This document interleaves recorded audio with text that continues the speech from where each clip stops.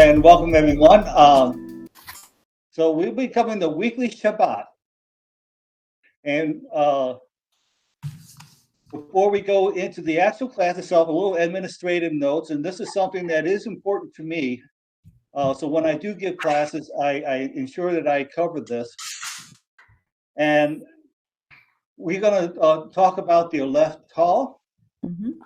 And this is, you'll find the Aleph Tal throughout the Tanakh, which is the Torah, prophets, and the writings. Some call it the first covenant or covenant writings. And most people, part of the church, will call it the Old Testament. But it's found throughout it, and it is a marker. And this is evidence that Yahusha's been with us the whole time, as well as his mark is on everything. So Aleph Tal, which Aleph being the first letter of the Hebrew alphabet, and Tal being the last letter, the first and the last. And this is Yahusha's mark. The Hebrew tradition is to pronounce it as Et. I don't care to do that because I think it takes away from the importance of it. So when I go through scripture that has the Aleph Tal, I'm going to say Aleph Tal. To me, that highlights the importance of it and what we're about ready to read, or what we are reading at the time. Now I have inserted in Hebrew the name of Yahuwah and the name of Yahusha. Why do we have the weekly Shabbat? Yahuwah created everything during the first 6 days of creation. And on the seventh day, he says, I'm going to rest. And this is a pattern that we will follow throughout our existence. 6 days of doing something, seventh day is always a rest day. So this is the reason why we rest on the seventh day. And I shall go ahead and read this. And on the seventh Yom meaning day, Elohim halted his work which he had done, and he rested on the seventh day from all his work which he had made. And Elohim Aleph Tal, and Elohim blessed Aleph Tal, the seventh day, and set it apart, because on it he rested from all his work, from which Elohim in creating had made. Aleph Tal on the seventh day, it indicates this is extremely important. Yahusha's marker is on the seventh day. And we also know that the Shabbat is so important, it's mentioned over 139 times throughout Scripture, more than any other command. So it's emphasized. And what also makes the Shabbat a special day, an important day, is that it's the only day of the week that actually has a name. All the other days are simply titled first day, second day, third day, fourth day, fifth day, sixth day. But the seventh, it's rest. So as we'll journey through the importance of this, we're going to hit a lot of the references in Scripture about the seventh day and what he wants from us, and the reason why we observe it. Okay, in Exodus, remember Aleph Tal, the Shabbat day, you set it apart. 6 Yamin you labor and shall do all your work. But the seventh Yom is a Shabbat of Yahuwah, your Elohim. You do not do any work, you, nor your son, nor your daughter, nor your male servant, nor your female servant, nor your cattle, nor your stranger who is within your gate. For in 6 Yamin Yahuwah made Aleph Tal, the Shamayim, and Aleph Tal, the Eretz, and Aleph Tal, the sea, and Aleph Tal, all that is in them, and rested the seventh Yom. Therefore Yahuwah Aleph Tal blessed the Shabbat day and set it apart. You notice how everything was about creation has an aleph tal to it. Also, the Shabbat day, aleph tal attached to it. The importance that Yahuwah and Yahusha places on this. And we'll continue with Exodus 31. And you're going to find out we're going to repeat a lot of things, and we're going to break some of this down later on for clarity purposes.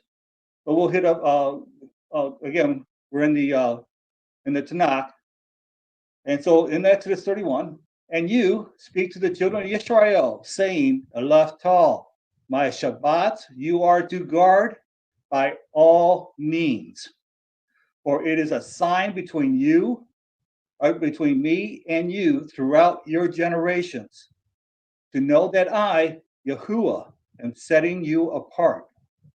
And you shall guard Aleph Tal, the Shabbat, for it is set apart to you. Everyone who profanes it shall certainly be put to death. Anyone who does work on it, that being shall be cut off from among his people. 6 Yamin, work is done, and on the 7th, a Shabbat of rest, set apart to Yahuwah. Everyone doing work on the Shabbat day shall certainly be put to death.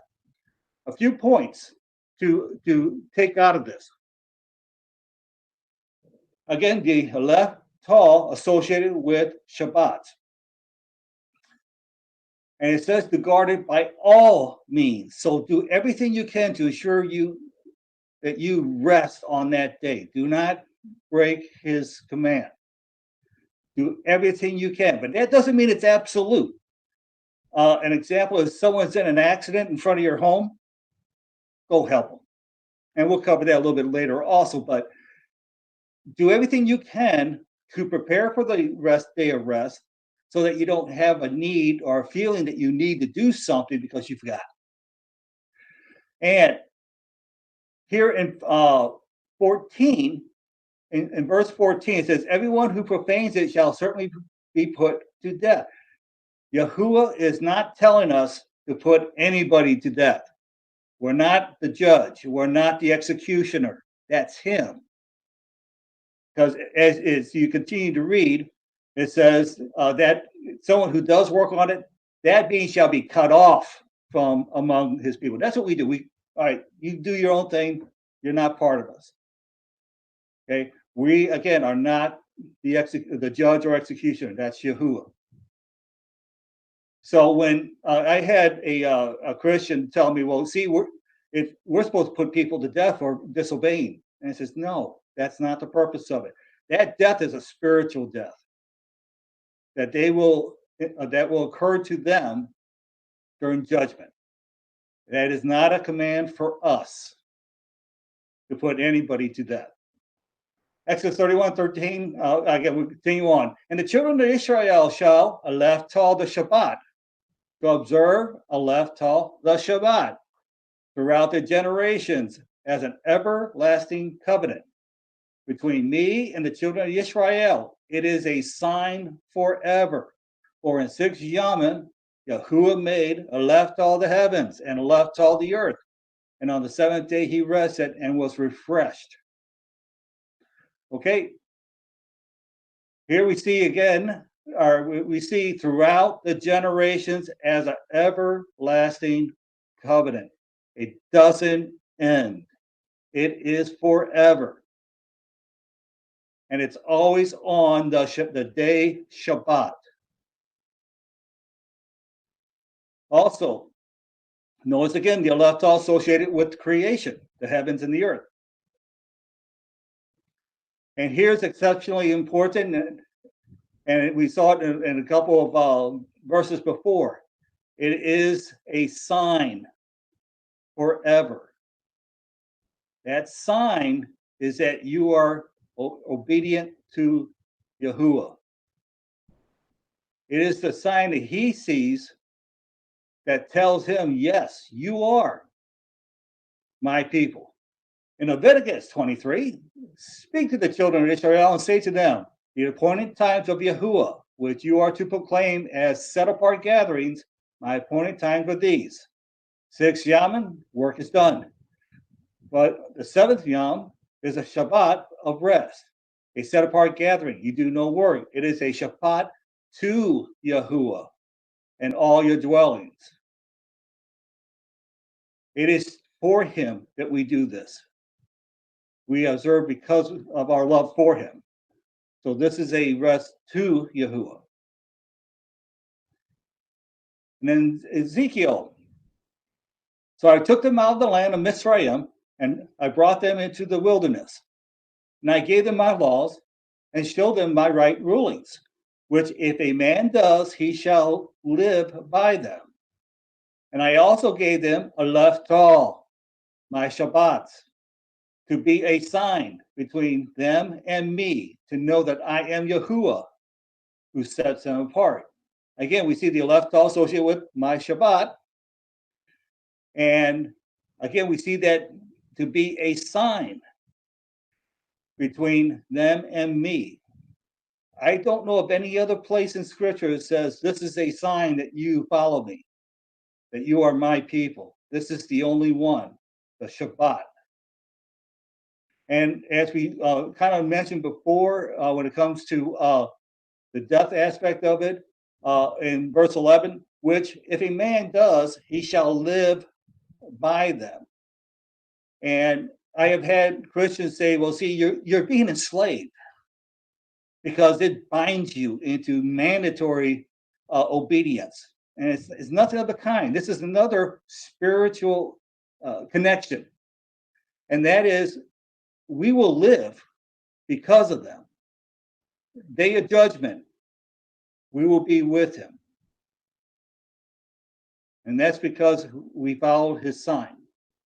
All right, we're going to cover our next few slides. And this is a little bit of lesson on how Yahuwah taught the Israelites about the Shabbat. And we'll find this in Exodus 16. And I'll go ahead and just go read through this. It's just eventually becomes all self-explanatory. And the children of Israel saw, and they said to each other, what is it? For they did not know what it is or what it was. And Moshe said to them, it is bread which Yahuwah has given you to eat. Now, this is after they exited out of Mitzrayim, and they needed food, and they didn't have any. So here we have Yahuwah giving them food. And this is what they're calling bread at this moment. This is the word which Yahuwah has commanded. Let every man gather it according to each one's needs. An omer or each bean according to the number of beans, and let every man take for those who are in his tent. And the children of Israel did so and gathered some more, some less. And they measured it by omers, and he who gathered much did not have too much, and he who gathered little did not have too little. Each one gathered according to his need. Now, a couple points. An omer is a unit of measurement, and I kind of figured it's equal to about, according to what I read, it's about 7 pounds, about 7 liters or 3 liters of food, or about 7 pounds, which weighs about 7 pounds. What is also important is that you work or you gather to meet your need. And it also says, and this is nothing personal against women, but it says, let every man take for those who are in the tent. That is another indicator that men are required to provide for his family. Not an option, it is a requirement for the man to do so. Okay. And Moshe said, let no one leave any of it until morning. And they did not listen to Moshe. So some of them left part of it until morning, and it bred worms and stank. And Moshe was wroth with them, angry. And they gathered it every morning, each one according to his need. And when the sun became hot, it melted. And it came to be on the sixth day that they gathered twice as much bread, 2 omers for each one. And all the rulers of the congregation came and told Moshe. And he said to them, "This is what Yahuwah has said. Tomorrow is a rest, a Shabbat set apart to Yahuwah, a leftal. That which you bake, bake, and a leftal.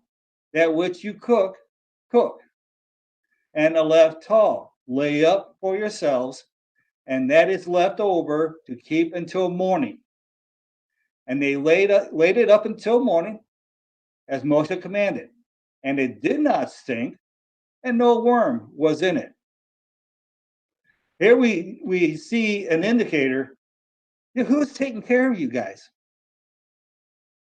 When he says, "Hey, don't leave it for the next day," well, the result was that it bred worms and it stunk. But for the Shabbat day, it didn't do that. That's because he's taking care of you. You don't need to worry. You will be taken care of. And Moshe said, "Eat it today, for today is a Shabbat to Yahuwah. Today you do not find today you do not find it in the field. Gather it 6 days, and on the seventh day, which is the Shabbat, there is none." And it came to be that some of the people went out on the seventh day to gather, but they found none. And Yahuwah said to Moshe, "How long shall you refuse to guard my commands and my Torah?" Now, Torah just means is like a plural version of Torah, and that means all the right rulings.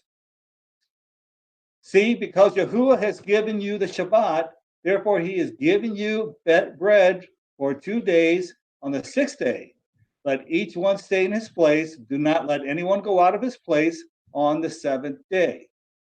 And so the people rested on the seventh day. And the house of Yisrael called its name manna.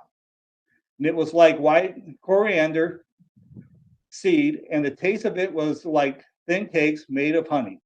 Okay, this was a lesson that Yahuwah had the children of Israel go through in order to teach them that, yes, you will have to work 6 days, gather up the food. But on the seventh day, you'll be taken care of. So don't worry about the seventh day. As long as you prepare for it as he has asked you to do on the sixth day. When you prepare for the seventh day, you're fine. You're taken care of. So the basis of the Shabbat is outlined in the Tanakh. So let's look at the Renewed Covenant writings or the Nazarene writings. Is there any references to the Shabbat?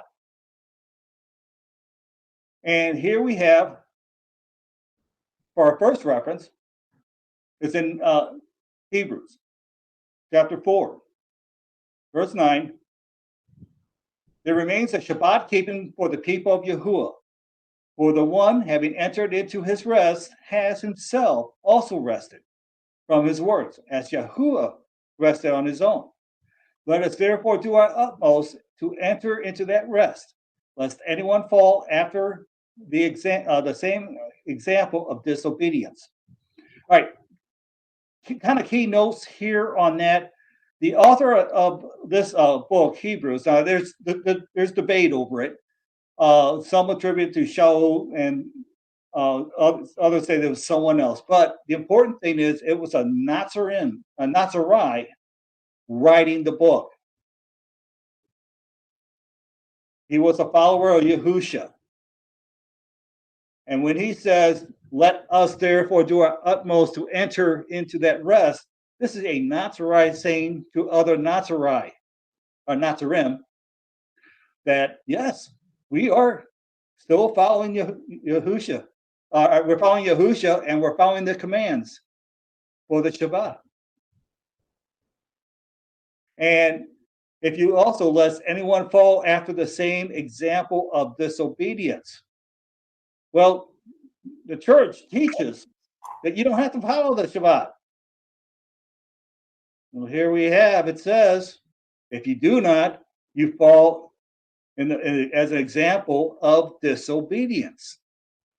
In Acts 13, and when the Yahudim went out of the congregation, the Goyim pleaded to have these words spoken to them the next Shabbat.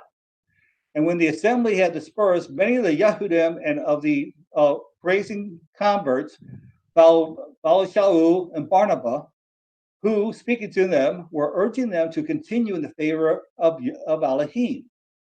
And on the next Shabbat, almost all the city came together to hear the word of Elohim. And we also have in Acts 18, verse 4. And he was reasoning in the congregation every Shabbat and won over both Yahudim and Greeks. All right, part of this is, it may sound a little bit contradictory. It says we're supposed to stay in our dwellings, but it's also a time of gathering. So people back then did gather to read the Torah or to read the Tanakh. And the importance of that is obviously you learn. Now, the Torah was read through completely each year. So people were gathering to hear the Torah being read to them. During that time, scriptures were pretty much only kept at synagogues. The printing press has not been invented. The availability of actually having sets of scripture in your home was virtually none. So if you're going to learn, it is best to learn using the actual document. So you do not ad-lib or kind of guess, oh, this is what I paraphrase or anything like that. You read exactly what it was in or on the parchment. So this is the reason why people gathered. Now today, is that a requirement? If you are within reasonable area of your folks, you can do what we're doing right now. Everybody can have access to scriptures. Everybody now has access to communicate with one another via means of the internet. So can you stay in your home today and still gather? And the answer is absolutely. We do it every week, and it's great because we learn so much. Okay, so what is the Shabbat for? Who is it for?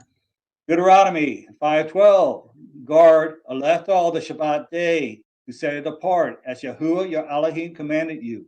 6 days you labor and shall do all your work. But the seventh day is the Shabbat of Yahuwah, for your Elohim. You do not do any work, you nor your sons, nor your daughter, nor your male servant, nor your female servant, nor your ox, donkey, or cattle, nor your stranger who is within your gates, so that your male servant and your female servant rest as you do. Now, it's customary during that time that servants, if you had a guest, the servants, your servants really took care of them. But here we are seeing, no, everybody rests. So it's for everyone, including the stranger. And the Shabbat is also for all life, as we just saw, your ox, your donkey, nor any of your cattle. All your animals are to rest. Don't require them to do any work. Let them have the day off. Now, I was doing some reading on this, and I'm going to use something out of Jubilees. And what I thought was, okay, when Yahuwah created everything, the Shemayim, he created everything. What about the Malachim? Now, Malachim are angels, if you will, messengers. And all the Malachim are the presence, and all the Malachim are sanctification. These two great classes, he has bidden us to guard the Shabbat with him in the Shamayim and on the Arets. And he said to us, behold, I will separate to myself a people from among all the peoples, and these shall guard the Shabbat. And I will sanctify them to myself as my people, and will bless them. and they will be my people, and I will be their Elohim. So even the Malachim rest, according to with Yahuwah. So all of creation rests. And that leads us to that at the Shabbat, those who follow will be blessed. And we're going to read from Yeshayahu 56, 1 through 6. Thus says Yahuwah, guard right ruling and do righteousness, for near is my deliverance to come, and my righteousness to be revealed. Blessed is the man who does this, and the Son of Man, who lays hold on it, guarding the Shabbat, lest he profane it, and guarding his hand from doing any evil. And let not the son of the foreigner, who has joined himself to Yahuwah, speak, saying, Yahuwah has certainly separated me from his people. Nor let the eunuch say, look, I am a dry tree. These are those who have joined to Yahuwah. They have become part of Israel. They are part of Yahuwah's people. Or thus says Yahuwah. Oh, I missed one. I apologize on that. To the eunuchs who guard Leftall my Shabbat and have chosen what pleases me and hold fast to my covenant, to them I shall give in my house and within my walls a place and a name better than that of sons and daughters. I give them an everlasting name that is not cut off. Also the sons of the foreigner who join themselves to Yahuwah, to serve him and to love Leftall, the name of Yahuwah, to be his servants, who guard the Shabbat, and not profane it, and hold fast to my covenant. That is a blessing, and its blessing is offered to all. And you will receive a blessing when you keep the Shabbat. Now, the Shabbat is also, and this is where a lot of people tend to get struggle. But the Shabbat is a delight.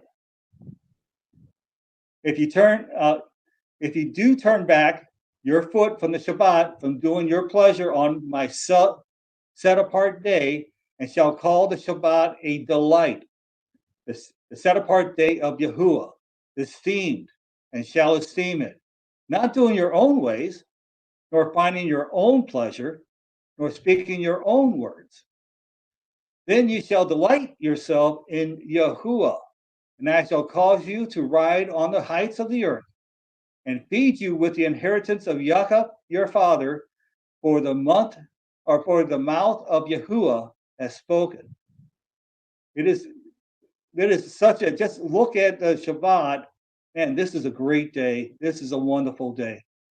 The Christians have been taught it's all about enslavement. It's all about, well, what about this? What about that? And they all tend to try to make excuses, and they've been conditioned to do that.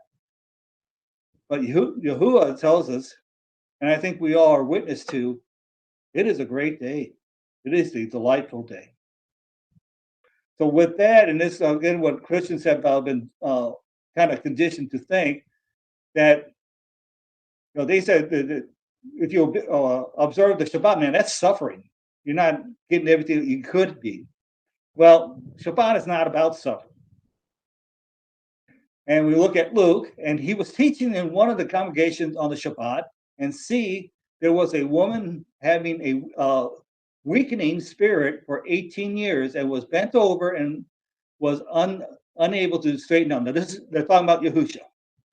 And Yahusha, seeing her, called her near and said to her, woman, you are loosened from your weakness. And he laid his hands on her, and immediately she was straightened up and praised Elohim. We do not allow people to suffer. Even on the Shabbat, if you have someone who is sick, someone who is injured, someone who is in long-term medical need, we don't just say, well, you're on your own. No, we take care of them. We continue to take care of them. And this is what Yahusha is teaching us. You can do good things for those in need. Now, that doesn't mean to go out and find people in need. Still, rest at home. But again, if someone is sick, take care of them. And again, this is where a Christian asked me, "Hey, if someone was in an accident in front of your house, would you sit and watch?" And I goes, "Of course not. We don't want people to suffer." Then the master answered him and said, and this is to a Christian, "Hypocrite, does not each one of you on the Shabbat loosen his ox or his donkey from the stall and lead it away to water it? And this one, being a daughter of Elohim or Abraham, excuse me, when Shaitan has bound, look, for 18 years, should she not be loosened from the bond on the Shabbat?" Okay, again, we look at even animals. Don't allow them to suffer. But on this, I found this to be extremely important, and we're going to cover, kind of highlight it in the next slide. But why did he express, should she not be loosened from this bond on the Shabbat? And that is because Shabbat is a day of freedom. She was freed from her affliction. And that's how we should look at the weekly Shabbat. We should look at the Shabbat as a day of freedom. We have freedom from our weekly job and weekly chores. We also have freedom from our anxieties or burdens of life. Labor such as strenuous and time-consuming activities, those activities, they can wait. Or you can do them the day before, but just relax. You're free from those kind of works. And we want to ensure that we do not do activities that could cause others to work. And that's extremely important. That's why when it says about you do not buy or sell, because you're causing people to work. And of course, you're doing that. You're kind of working as well at that point. So the purpose of the Shabbat is not our purpose of not working, so that we can spend the time with Yahuwah. So as we measure days, and this for those who are new, during the week of creation, who identified a day as and there came to be evening and there came to be morning. He repeated this phrase for each day of the week. So we begin each day at sunset, and we end each day the following sunset. So for our weekly Shabbat, we begin our weekly Shabbat at sunset on the 6th day, which is the F day, and rest until sunset on the 7th day, which we know as the S day. Now, when it comes to a little bit on translations, and this is where we work with Christians so they can see where they've been misled. And I'm going to use Colossians as an example of mistranslations. And these mistranslations, and in this particular verse, why it's important, because this is the one that's been used a lot by Christians to say, see, you can do anything you want. And so in the King James version, Colossians 2, verse 16 and 17. So let no one judge you in food or in drink, and regarding a festival or new moon or Shabbat, which are a shadow of things to come, but the substance of the sea guy. Here's a problem, a big problem with these translations. And I'll use the Nazarene version, and we'll compare what was changed. Let no one therefore judge you in eating or in drinking, or in respect of festival, or of the new moon, or of the Shabbat, which are a shadow of what is to come for the body of the Mashiach. Now, in verse 17, in the King James version, they added the word "but," which denotes a big difference from the previous part of the sentence. And they use the word substance to replace the Hebrew word soma, which means body. And also in verse 17, they removed the word and kind of are removed is, which again changes the meaning of the sentence. So what they have basically done is they decided that belief in the J guy is all you need, and that's not true. And the actual meaning of these entire two verses are, those of us who are Nazarene, don't worry about what Christians say. They're not the one who judges us. It is what we speak with each other. We guide each other.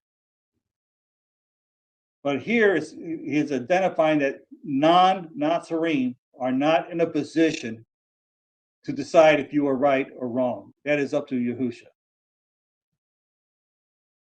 And just for a little trivia, there are a bunch of languages around the world that identify their seventh day using a form of Shabbat.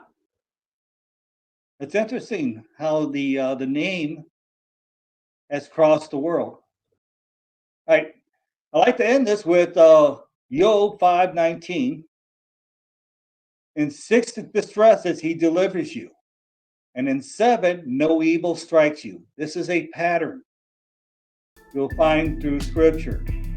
So here, 6 days you will be under the stress of life. On that 7th day, the Shabbat, you'll be taken care of. You will not see the evil.